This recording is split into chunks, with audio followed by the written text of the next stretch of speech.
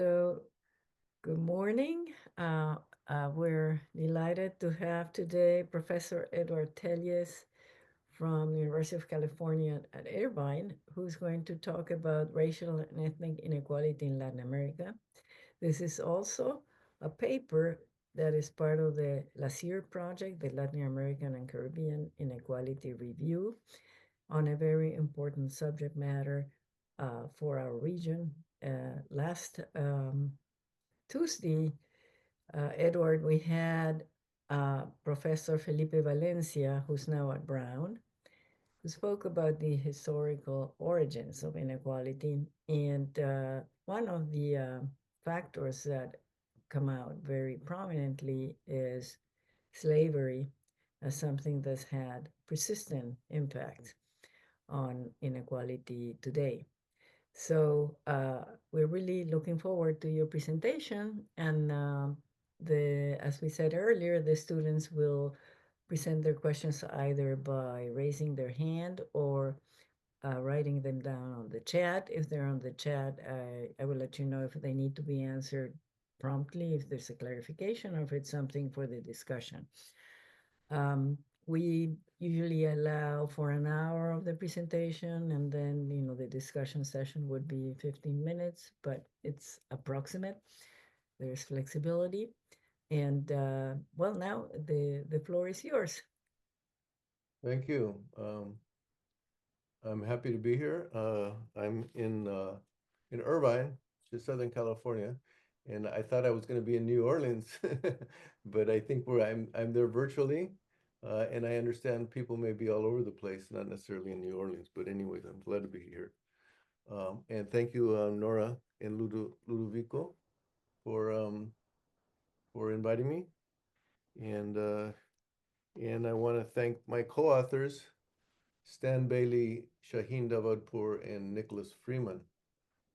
And this is a paper, like Professor Lustig said, we put together for the Latin American and Caribbean Inequality Review that's forthcoming in the Oxford Open Economics Journal. Um,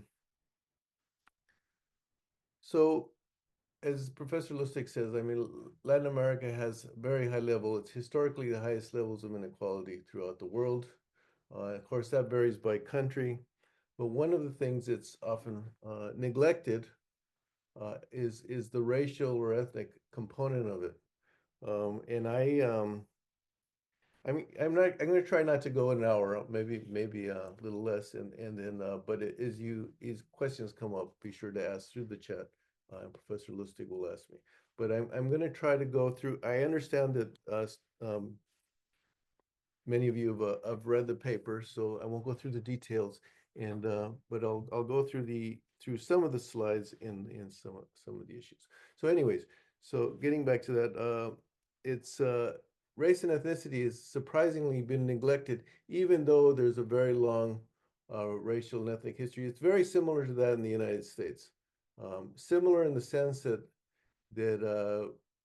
there was colonization by European powers. In the case of Latin America, or at least continental Latin America, is by the Spanish and the Portuguese. Portuguese in the case of Brazil, Spanish in the case of almost all the other countries.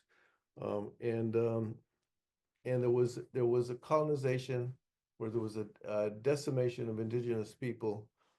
It was colonization meant to extract uh, uh, mineral resources and expand territory. And then later on, Africans were forcibly brought in and enslaved. So the history is very similar, but it varies across the region. Um, Today, 30% of Latin Americans can be considered uh, Afro descendants, sometimes referred to as Negros, but Black, or indigenous. That's mostly Afro descendants. Um, Most Latin Americans would be considered white or mestizo. Mestizo is probably the biggest category. Mestizo is usually a mix of indigenous and in Spanish, sometimes African. So the the categories, the racial categories are often very fluid, unlike the United States. The United States, there's increasing fluidity as there's more and more what we call multiracialism. But in Latin America, there's been a long history of mixing, or at least mixing that's been promoted by the state, uh, and uh, and the idea there's a lot of fluidity between who's black, who's indigenous, who's mestizo, who's mixed, different kinds of mixture, and who's white. Um, so we'll get in. You'll see that as I develop that. But so race is more complicated than in the U.S. So this is called racial and ethnic inequality. Um, so race and ethnicity are very much overlap, and I'm not going to get into the issues of how they overlap, but that's something if you take a sociology course, you'll get into that issue.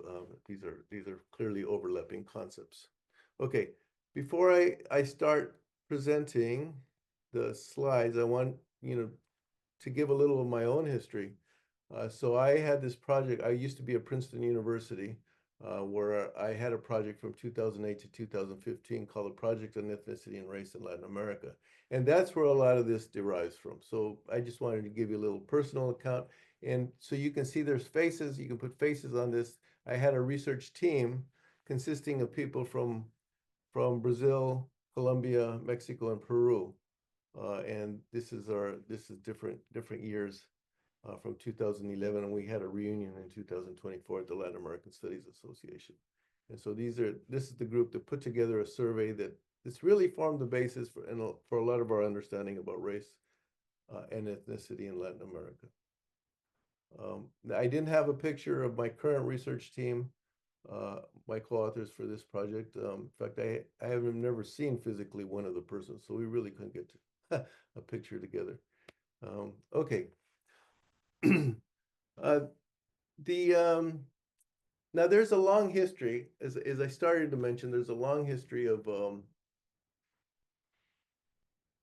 race in Latin America, and a lot of the background that you need for it, it's in the paper, but it's basically three phases, and three phases that varied by each country, had different emphasis on these phases, but basically the phases for a long time, for most of its history, or its its post-colonial history, or since colonialism, the history has been one of whitening. So the idea was that very clearly the state and the elites in Latin America promoted were very concerned about becoming a developing country, being seen as modern. And up until at least the turn of the 18th to the 19th century, countries were very concerned about presenting themselves as white, and even promoting European immigration, uh, so that they would become whiter, so they would be seen by other countries in the world community as modern. So that was the idea. Followed by throughout much of the 20th century, but especially in countries like Mexico and Brazil, an idea of mestizaje, which is the idea of promoting mixture rather than the whiteness. So they turned the idea on its head and promote mixture. So Brazilians and Venezuelans, etc., are really mestizo countries. The prototypical citizen is mestizo. We're really mixed race, and that really highlights the difference with places like the United States and Europe that are seen as very white supremacist, and clearly in the mid 20th century. Edward, may I ask you which policies did the state pursue in Mexico and Brazil Okay, for the for the mestizaje? whitening, there were clearly immigration policies throughout uh, Latin America. And there's a book by Cook, Martin, and Fitzgerald that really gets into how the immigration policies were developed and promoted, European immigration throughout Latin America, but also in Canada and the United States, of course. Um, but that's book called it's called It's about Latin America, about European immigration too, mostly about your immigration policies in the U.S. And then mestizaje policies later on came in the 20th century, and these were policies that were very much promoted. There were national narratives. Gilberto Freire in Brazil and Manuel Gamio and Jose Vasconcelos in Mexico. They were ministers of education and ministers of culture, respectively. Very much promoted these ideas that we're a mixed country through the public education system, uh, and uh, and uh, and promoted these.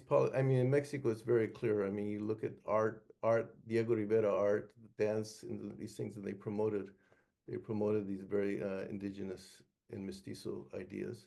Um, and then we've had, and that's an excellent question because then since the late 20th century, we've had multicultural policies in a lot of these countries, and those are very much um, have been promoted as kind of like the world community for a lot of Latin American countries, or for in general is the idea that multiculturalism is something that's valued.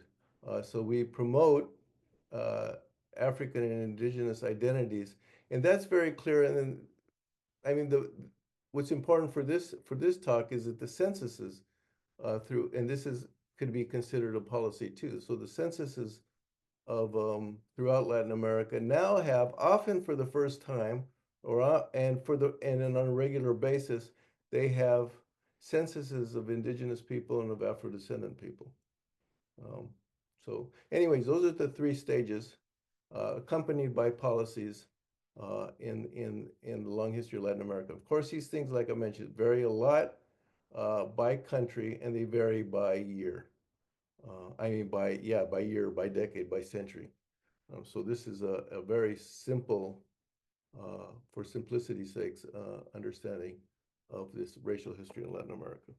Okay, so I'm not gonna um, take more time on that, but I want to start getting into our analysis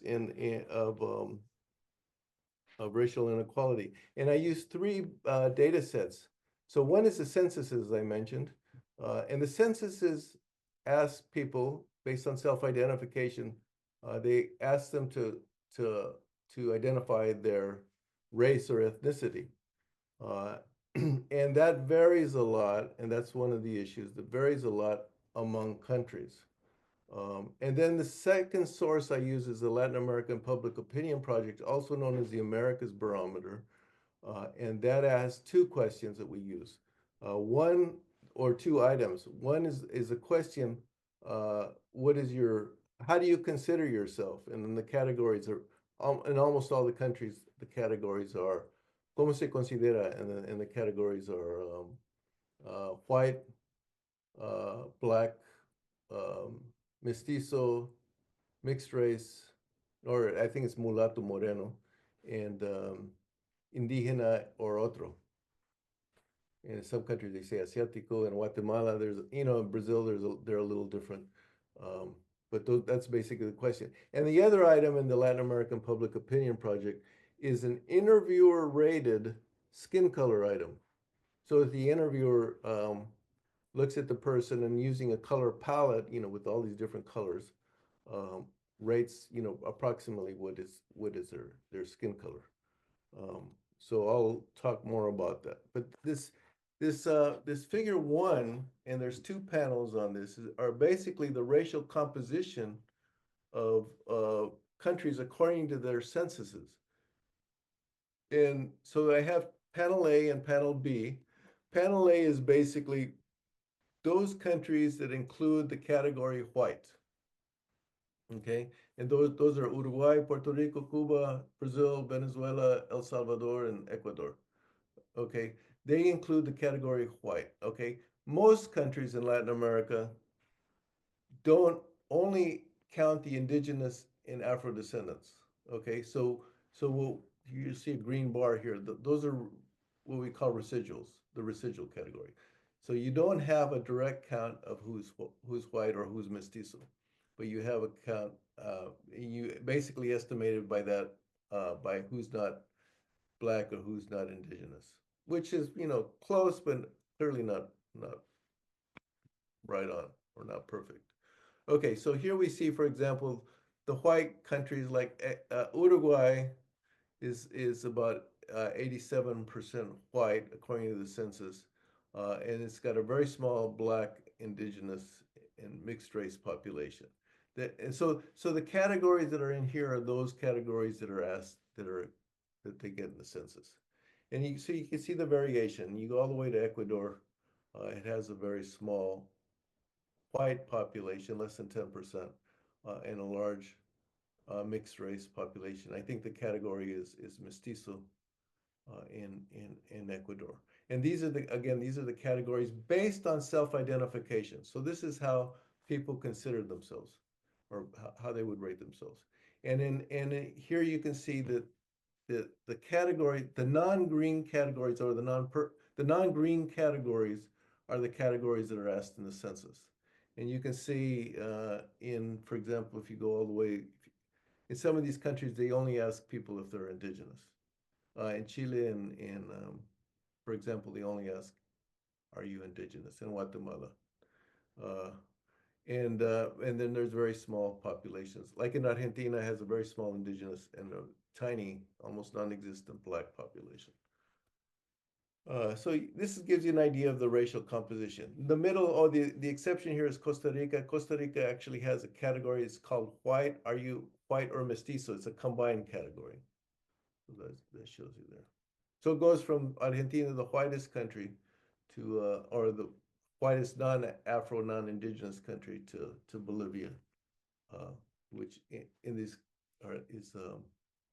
is about half roughly half indigenous and half non-indigenous. Okay, so now we get into the inequality, and oh, I'm sorry. This is not inequality. This is basically using the Latin American Public Opinion Project source, or the Americas Barometer, and this is basically the question according to those five categories. How do you consider yourself?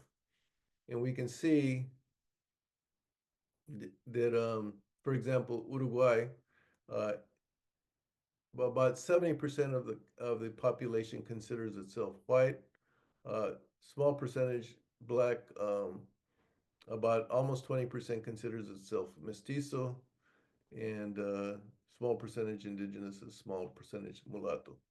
Uh, Apparently, there's no the Asian category doesn't appear. And then you can look at, I mean, I'm going to show you a dizzying number of data points for all your countries. The best thing for you guys, if if you're particularly interested and you're not, it, I think the best thing would be maybe to focus on your favorite two or three countries, and then that way it's easier to understand. So I'll go through these. I'll go through about eight uh, figures, and then I'll kind of I'll skip. I'll end up skipping, given the time constraints. I'll skip several figures, and then maybe I'll take a deep dive in Panama and Brazil. Okay. Okay, this is the same graph, but this is additional countries, and you can see Yeah. the And racial composition according to the Americas Barometer. Professor Telles, one question. I mean, is there a difference? There are, but the overlap of countries between the different sources is not very big, right? So, but Yeah, is so there a difference? that's excellent. That's exactly the point of why we looked at the Americas Barometer, rather than the census, in addition to the census. So let's take an example. But the problem is that La Pop is self-reported, right? So They're both the problem. self-reported. They're Oh, both self-reported, but the categories are different, and the okay. content is different. Okay, um, so you can have, for example, you can have a composition. Like, let me think of, okay, What let's what I was let's going to take the ask you case of is not. Argentina. Let's May take I the ask? case. I'm sorry. Sorry. let me ask you, the question is whether, if there are differences for some countries, would they affect your results? I mean, doesn't matter. Exactly, and that's exactly why I'm presenting both results. Um, and if you're more interested in, you can look at, we have a book called Pigmentocracies that came out of the Perla Project. And a big point of it is that the population, the racial population of these places depends on how you ask the question. And that's why I use these three sources. Because you get a different estimate, for example, of the white population in country X, of who's white, if you use the census question, then if you compare it to the Americas barometer. Like, for example, here, well, I won't get into the specific examples because that takes a lot of time. But you'll get a still different answer if you use color. And these things don't, they often don't overlap. Okay. So, I think a good title of one of the participants in the Perla project was you know if you tell me what uh, proportion, or tell me what racial composition you want, and I'll tell you how to ask the question. So it depends very much on the question. I mean, they're not, so they'll give different estimates, but there's still very much a consistency, as we'll see when we look at inequality, that there's a racial hierarchy, with white on top, mestizo in the middle, and black and indigenous at the bottom. Okay. So, so the okay, so that's the ethno-racial category. Now we'll get to the inequality, and it's already 9:24, so I'll get on with this. And if we look at inequality, this is the percent that completed university. So in Uruguay, for example, 8% of the white population completed the university, compared to about 3% of the black population. Um, and the Asian population has the highest educational rates at 10% completing education. And you can look, and it's pretty consistent across these countries. Okay, if you look at the right side, you look at Ecuador. Um, the white, here it's interesting because here, this is using census data again. This is interesting because here the mixed race population actually has just as high or even slightly higher education than the white population. But that's an exception. In most cases, it's the other way around. The white population has the highest, and of course, the Asian population usually has even more, where there is an Asian population.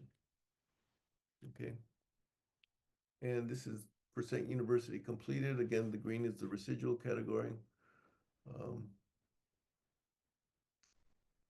And here we look at the opposite of the hierarchy, the percent with the lowest educational level. And the lowest educational level varies by country, but it's usually completing primary school or not completing primary school, maybe completing and not completing primary school. And we see that just the opposite. So where whites have the lowest percentage of people in the lowest educational category, and the indigenous and black and mixed race population have the highest. Okay. Now, these things aren't, the racial hierarchy isn't perfect across countries. Um, Now, sometimes it gets straightened out when you look at, different sources, and I'll show you that in a little while. Okay. This is similar, the lowest education. Again, the green is the residual.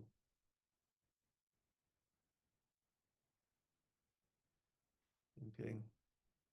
So the indigenous always have the lowest rates of education in all cases. That's true in every case. Every case, except maybe El Salvador, the black population is a little bit more likely to have low education.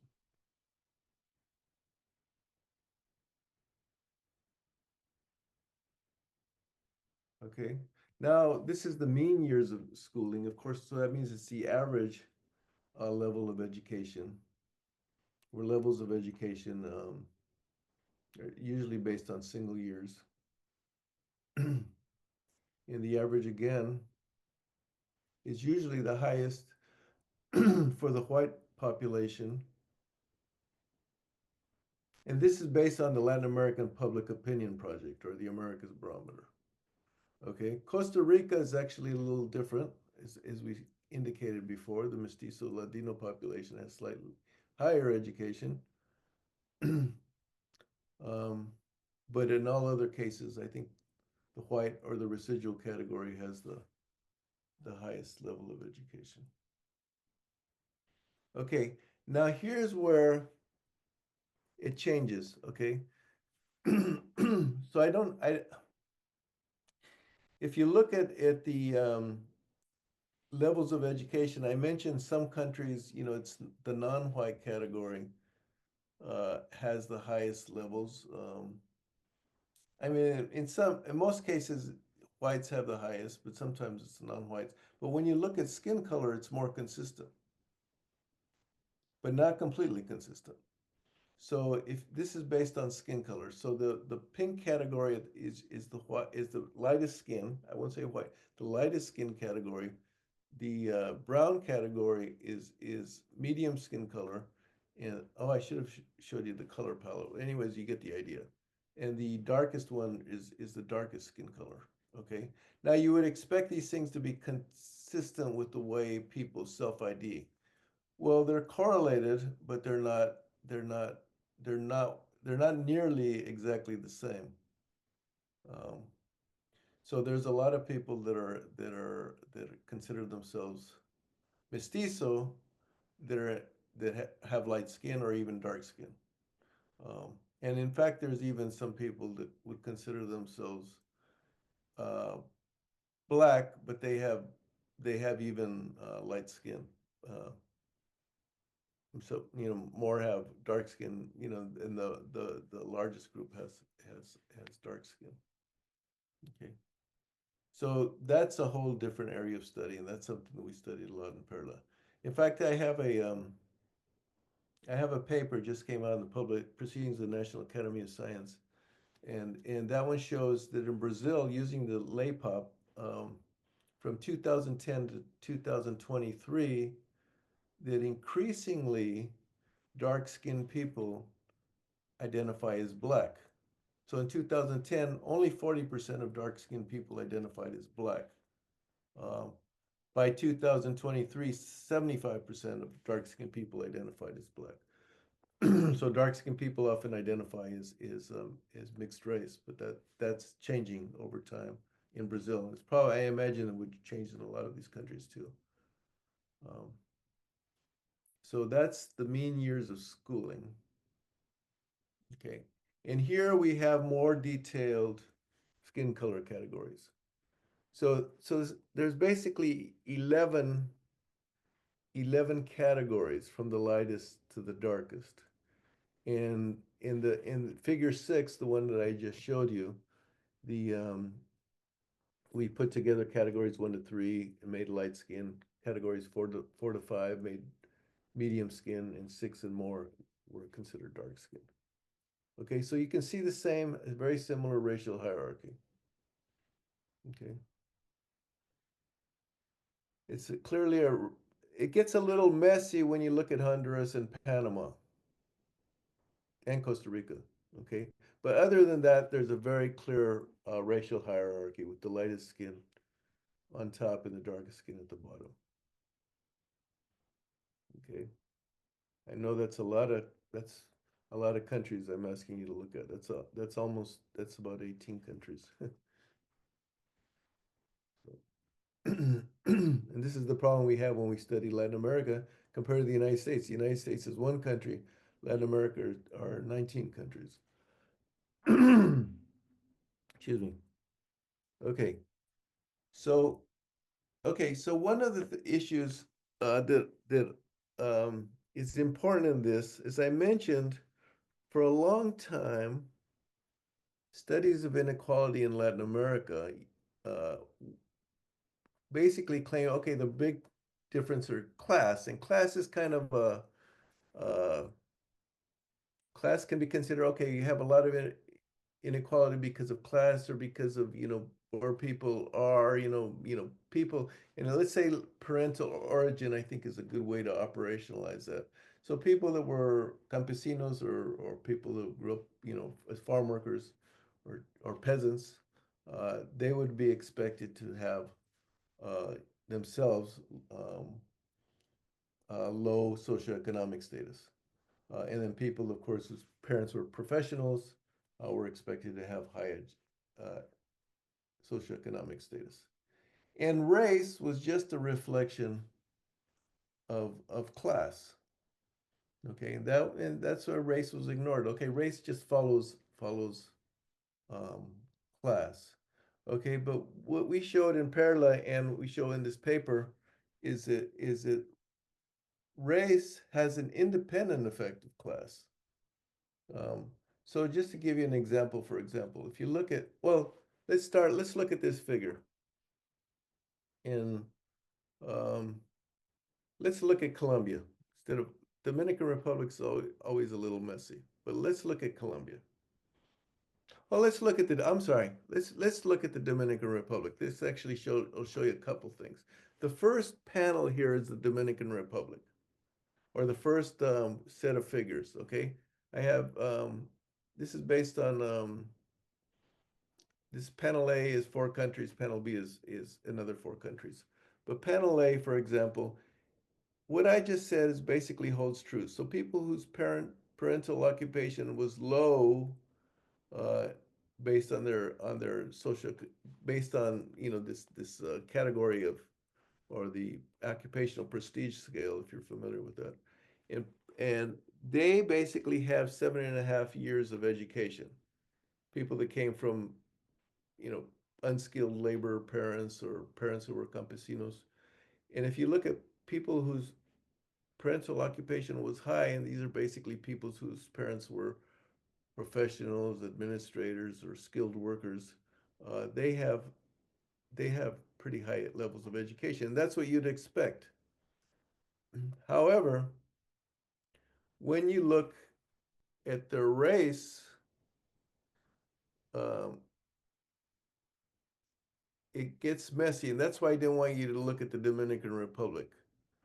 Um, it's messy because this is getting complicated. Let's look at their color.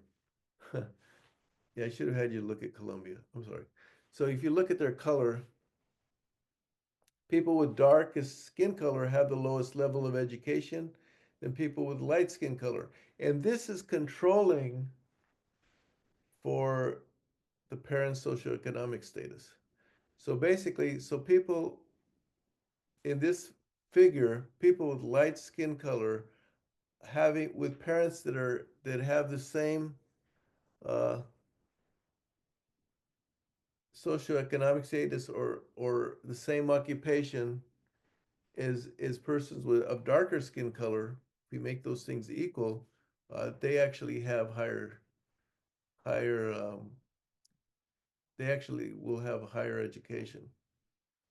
Um, okay. Now, when we get to race, it gets really messy here.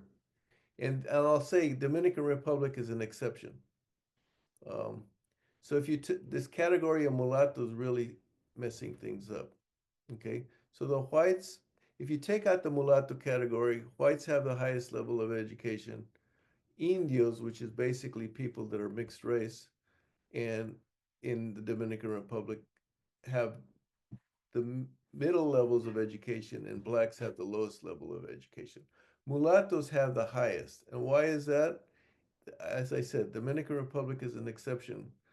It's selectivity. It tends to be high status people who identify as mulatto because mulatto's been a very stigmatized category in the Dominican Republic. Um, so maybe something that's easier to understand is Colombia, where you see this hierarchy of state. You look at the hierarchy of people with low parental education, high parental education. Their own education is is higher where they had higher parental occupation. Parents had higher parental occupation. And you look at the black, mulatto, indigenous, and all others, and then you look at lighter color and skin color. There's a clear hierarchy. Okay. And we also look at Peru, Mexico, Guatemala, and Ecuador. Okay. As I mentioned, the categories that are used in the census are often messy, and that's why we used color in this case. Okay. Okay, this is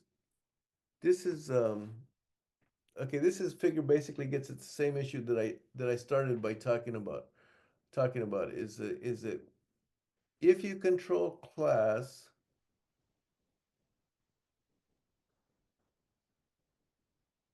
oh there, okay, let's skip that right now. But this is basically looks at the color categories.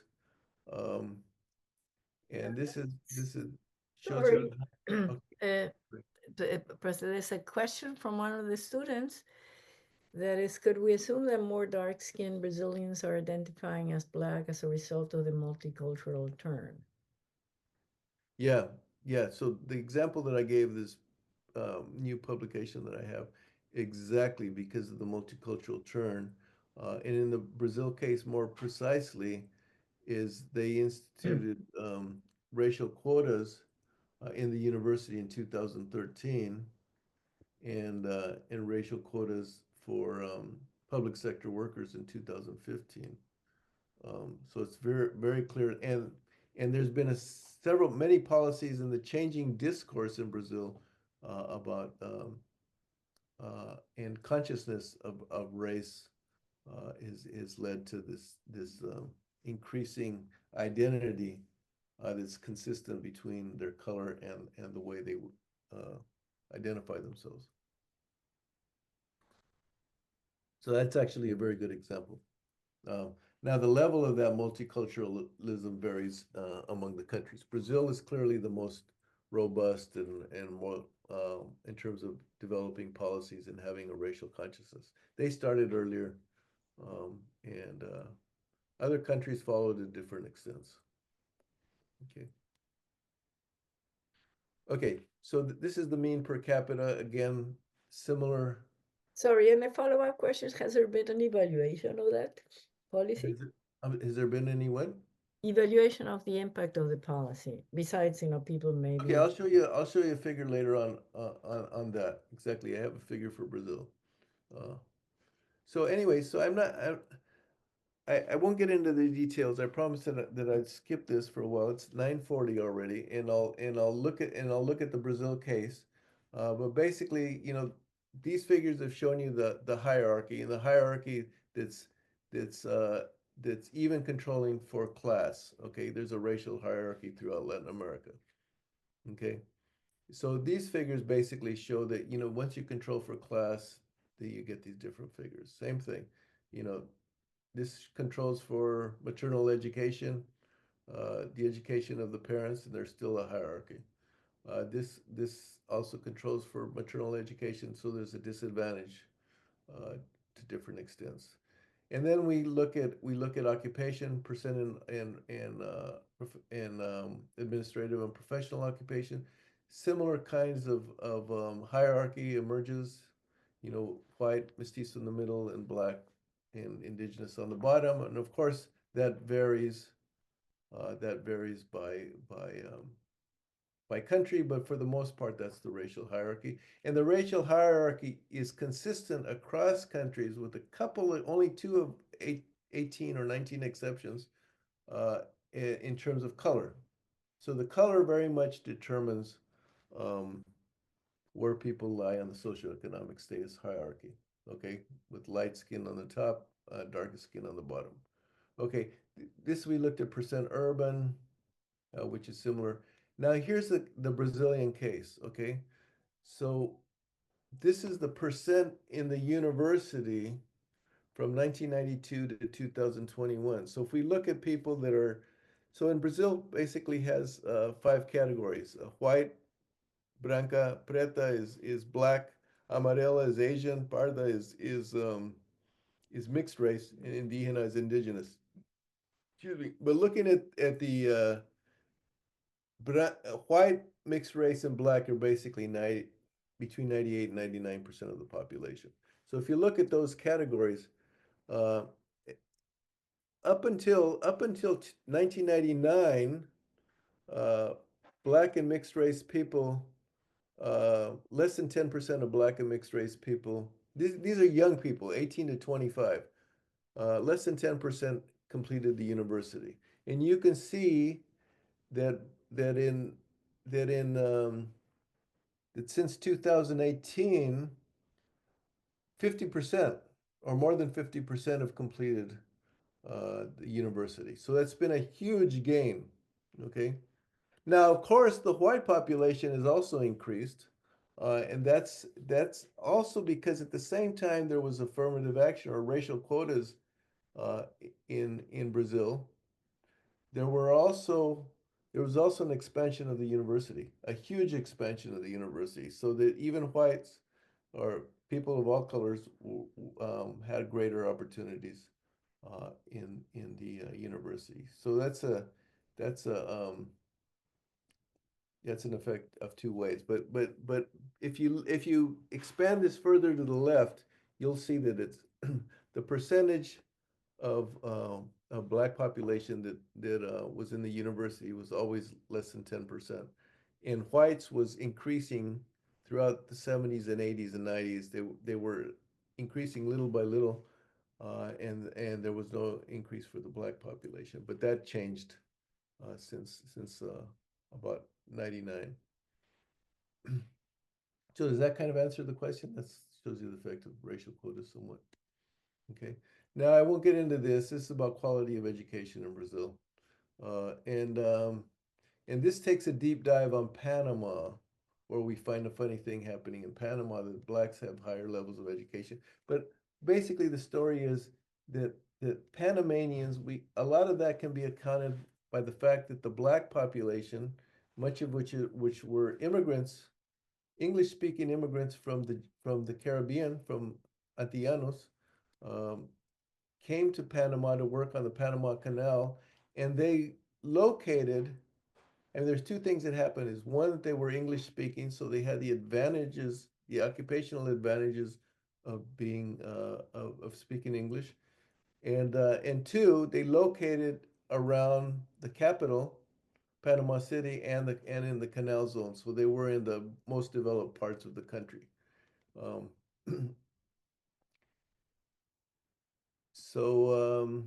okay, this and the last thing I want to talk about is that in Perla, in the project on ethnicity and race in Latin America, we asked people if they've experienced discrimination by their color, by their race, or by their color.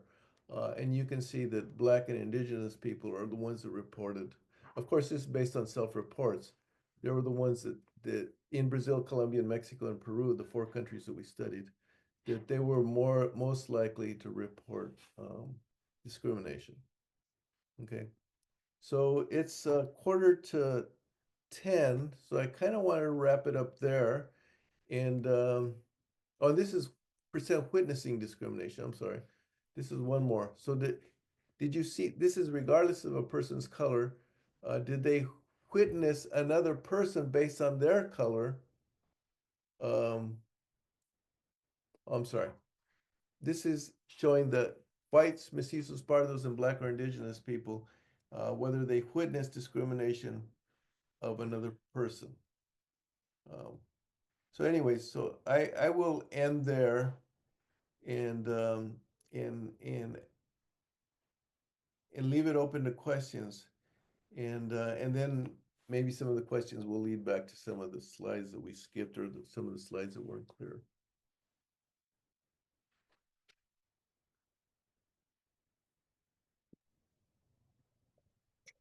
So let me start by thanking you, Professor Tellez, for the very interesting presentation here. And I'm not sure whether we have the final version of the paper, but if you could share it and also PowerPoint, that would be great.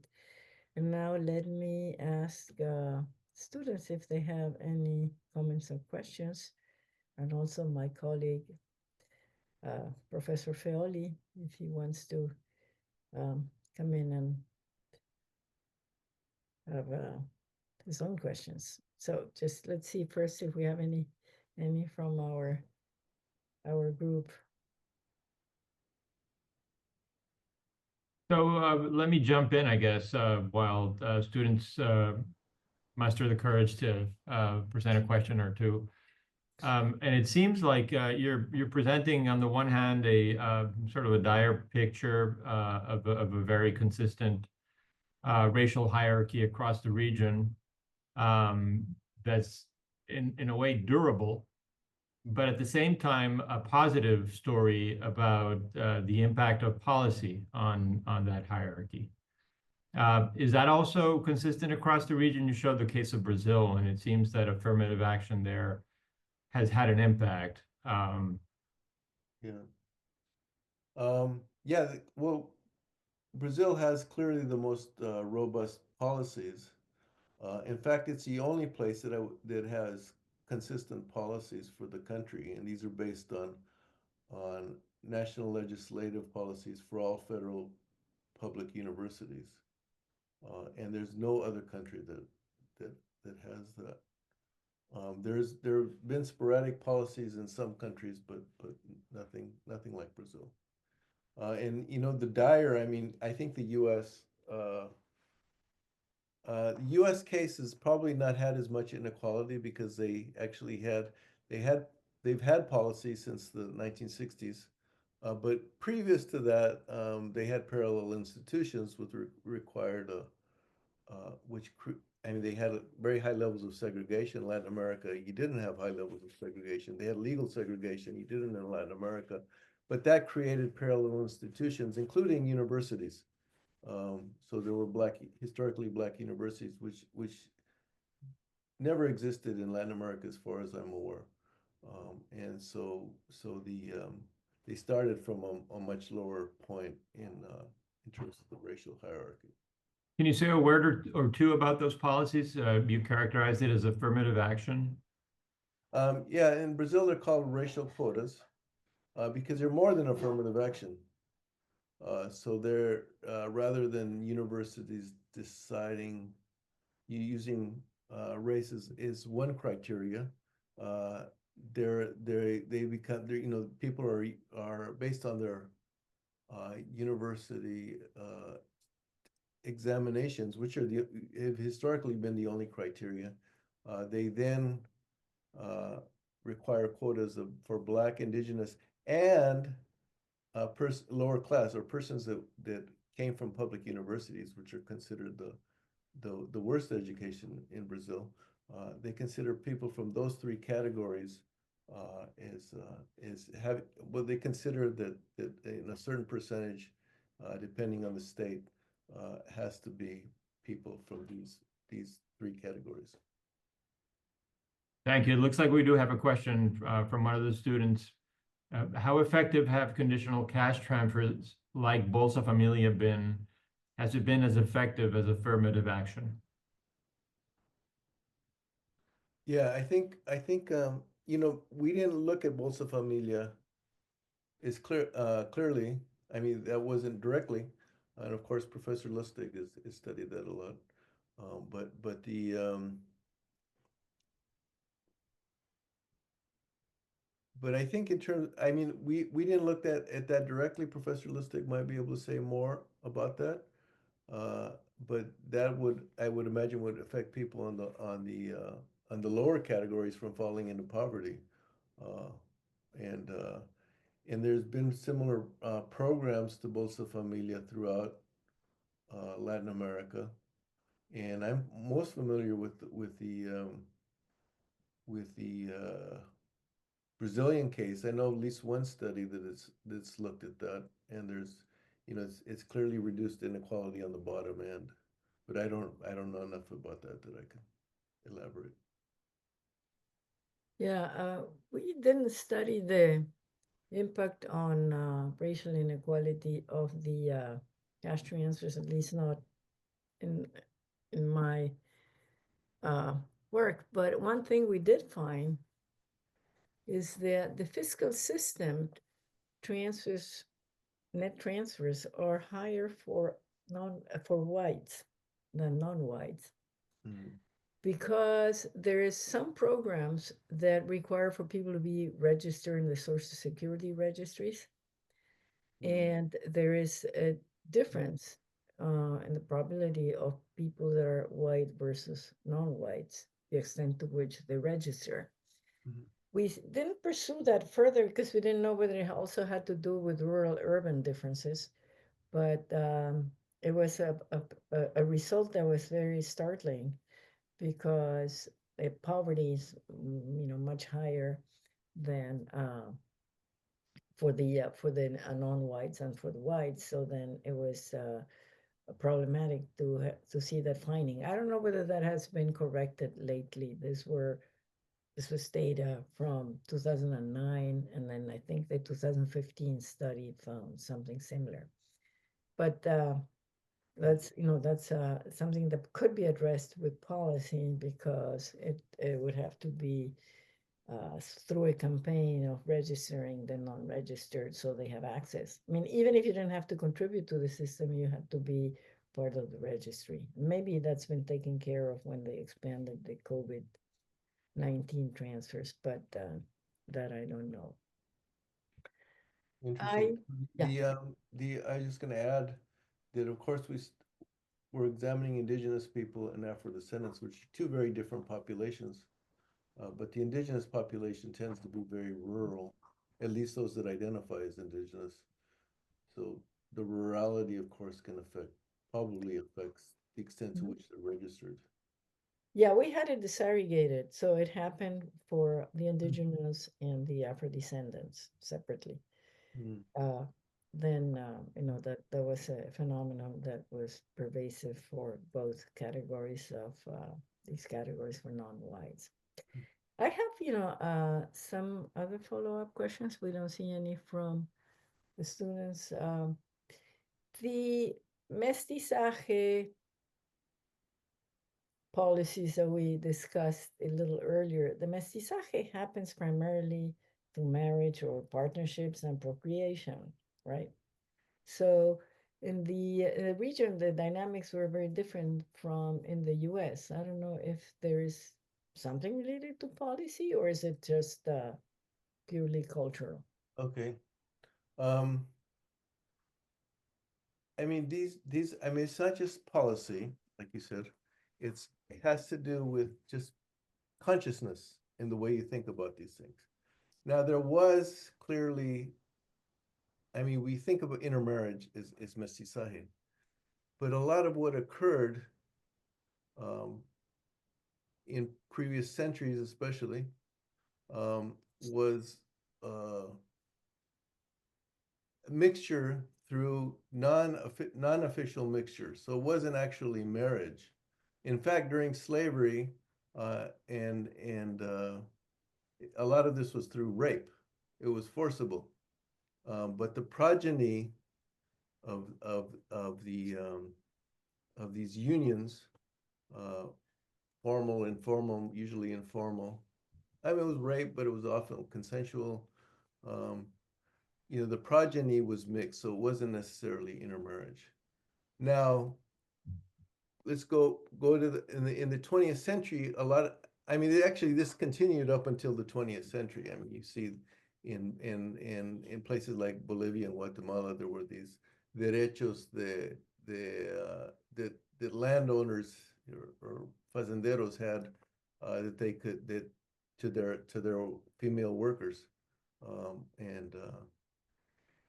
and there was clearly that clearly continued into the 20th century. But the idea of mestizaje doesn't really deal with this idea of these non-consensual unions, but it promotes, and this was actually elites in many countries. Mexico is the most clear of these, that promotes the idea that we're a mixed race population. Mexico, of course, is next to the United States. It wants to show that we're not racist like the United States. So it basically says, oh, well, we're mixed race, kind of ignoring where the mixture came from originally. but we're a mixed race population. We're a mestizo population, so we don't have so extensive. So we don't have racism like the United States because we're all intermarried. You know, not really. That we're mixed. So that's proof that we're not racist, and it's very much a discourse that's part of a popular discourse. In fact, when we were presenting the parallel results in Mexico, when we started presenting them in 2009, 2010, uh, there was a strong backlash to the things that we were saying about Mexico. Oh, Mexico's not racist, you know. But when you start changing the the the language about it, I think Mexico's very racial conscious now, at least at some level.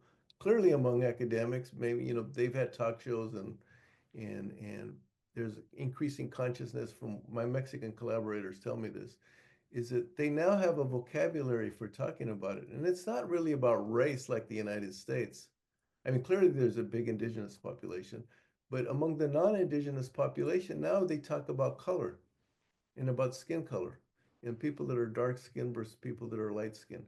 And it's very much a new discourse that's come about. And it's come about in a lot of discussions, for example, about films. I don't know if you ever saw the film Roma.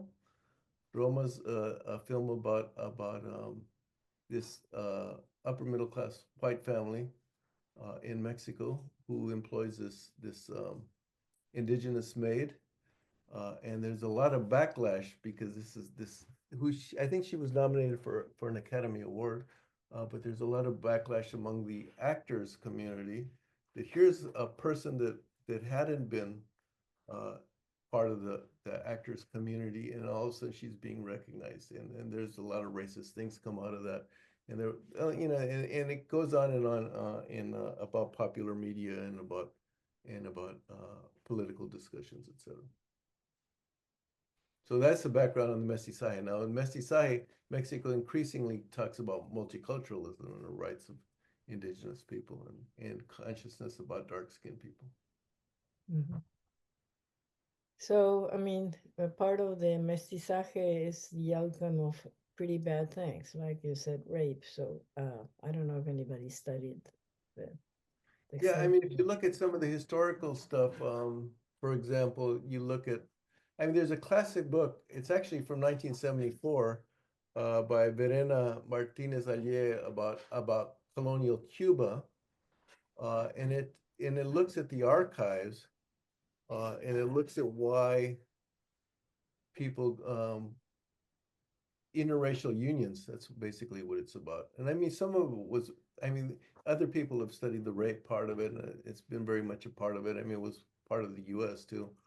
Um, but it's also about, you know, when there were actual consensual unions, it was often because these colonizers or these Spanish colonizers or white persons, when they got older, they would take on black and indigenous or mixed race mates because for health reasons or because they got to the end of the life and they said, oh, you know, I need somebody to take care of me. Even going back to a little further to the early settlers, early colonists, remember they didn't bring women with them or not enough Yeah, women. yeah, that's the main thing. Yeah, exactly.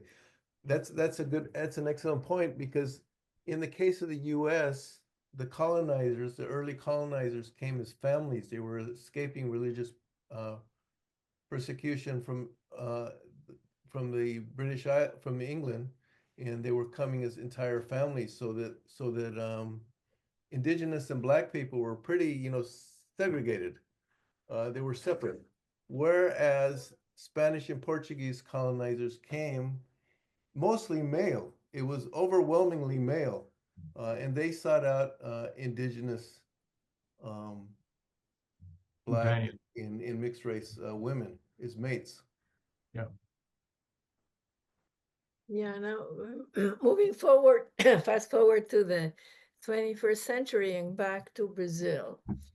So thus far, we have not been able to establish whether the affirmative action policies beyond education, have they resulted in a change in labor market outcomes? Is that a correct assessment, or we do have data? I'm not familiar with this.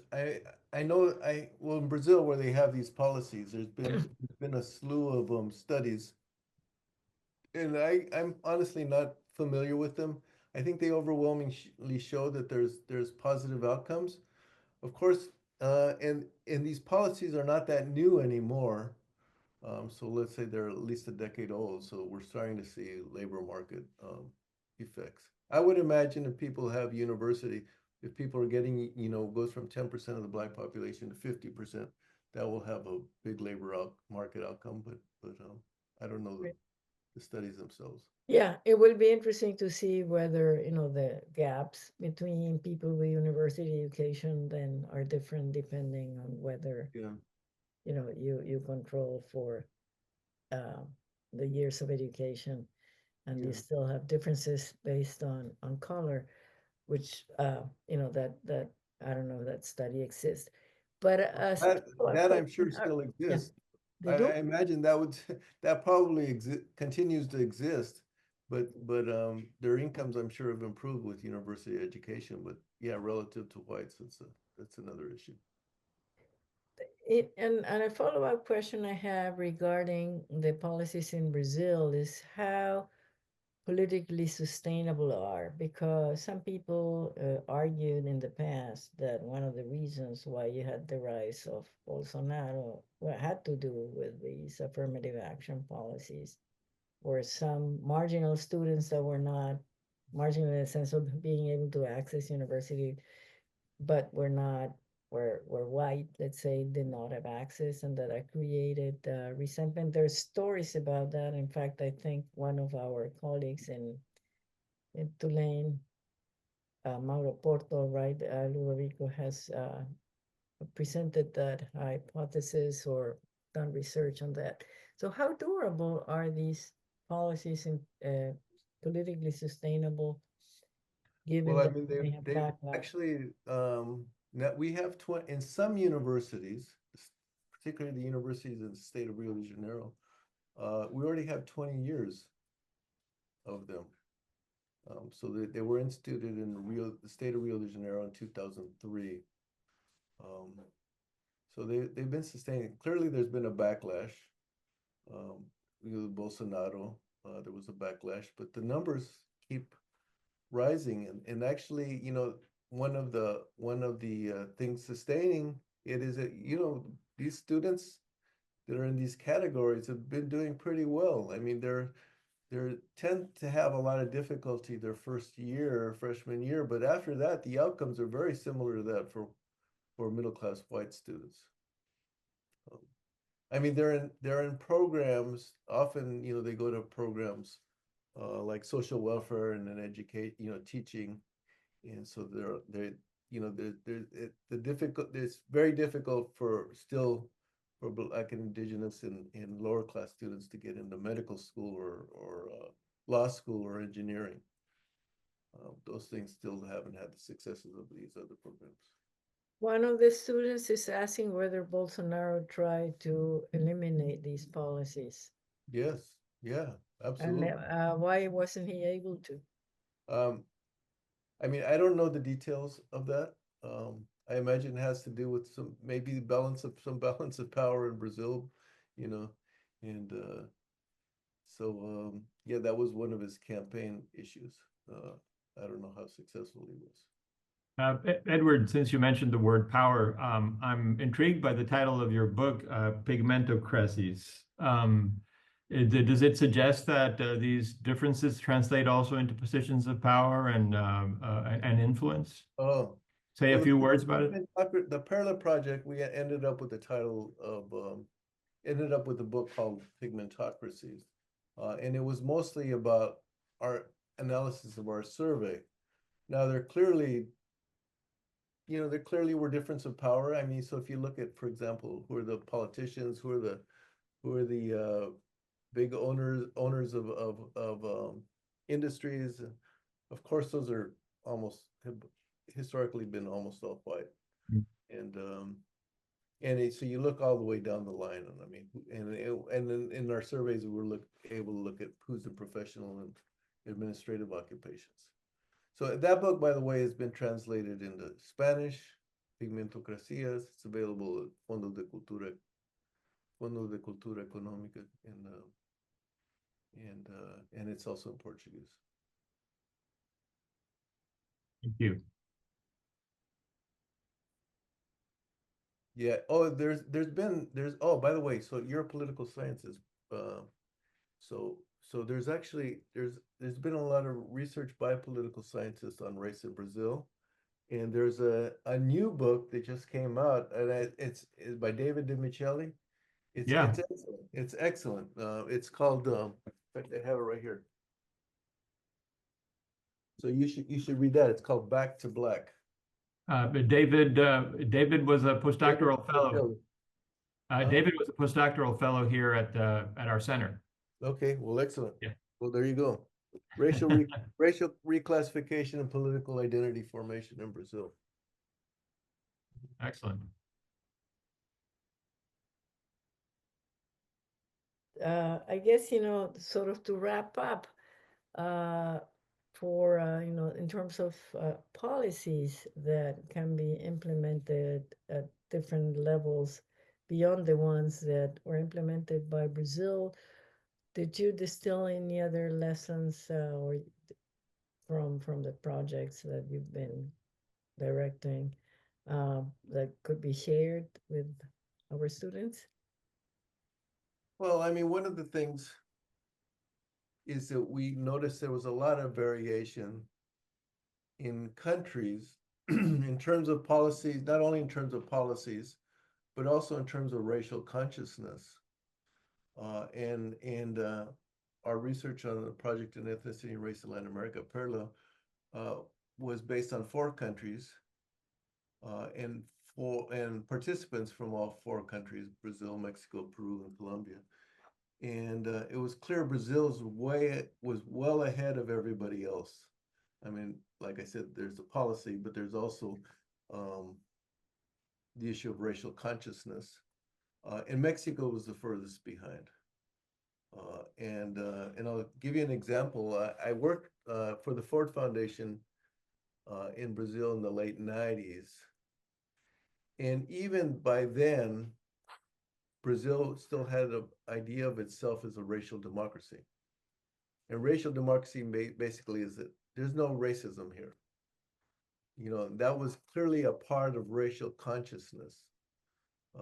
And everybody, race doesn't make a difference like it does in the United States. The United States is always a good reflection, is always an important reflection point. But Brazil, we're different, and you hear that in the discourse. And you still hear it, and it's often for non-Brazilians, but Brazil has completely transformed, and it's very much conscious of its racism and its history of racism, and the fact that racism even occurs in everyday life. And it's gone the way of promoting these policies. There's a big transition around 2000, 2001, and throughout the first decade of 2000, that there was this revolution in the way people were aware of were conscious about racism in their country.